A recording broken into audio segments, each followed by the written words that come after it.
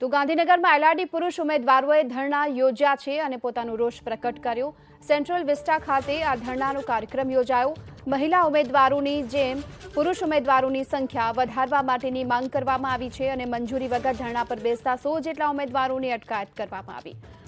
જે હાલમાં અત્યારે ગાંધીનગરમાં સેન્ટ્રલ વિસ્ટા ખાતે એલઆરડીના પુરુષ ઉમેદવારો ધરણા પર ઉતર્યા છે અને આ સાથે જ તેમણે માંગ કરી છે કે મહિલા ઉમેદવારની સંખ્યાની જેમ પુરુષ ઉમેદવારોની સંખ્યા પણ વધારવામાં આવે।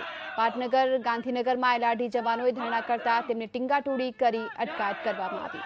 સેન્ટ્રલ વિસ્ટા ખાતે એલઆરડી જવાનોએ બેનર સાથે ધરણા પ્રદર્શન કર્યા, જો કે મંજૂરી ન હોવાને કારણે પોલીસે ટીંગાટોળી કરી આ ઉમેદવારોની અટકાયત કરી। એલઆરડી પુરુષ ઉમેદવારોની માંગ છે કે એલઆરડી ભરતીમાં મહિલા ઉમેદવારોની સંખ્યા વધારાઈ છે, એ જ પ્રમાણે હવે પુરુષ ઉમેદવારોની સંખ્યા પણ વધારવામાં આવે।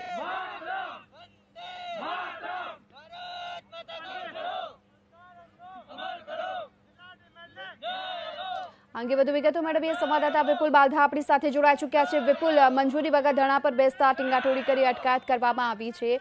એલઆરડી પુરુષ ઉમેદવારોની શું માંગ તેમની?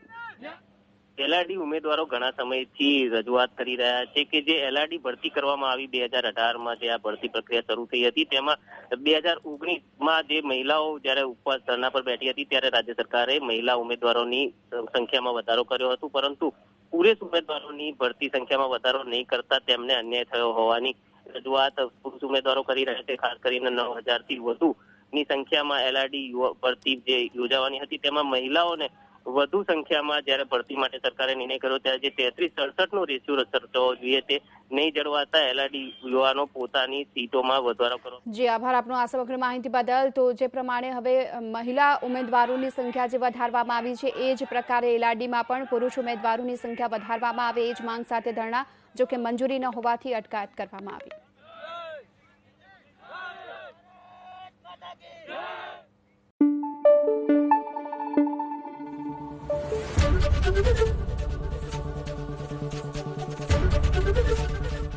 एबीपी अस्मिता, गुजरातनी अस्मिता।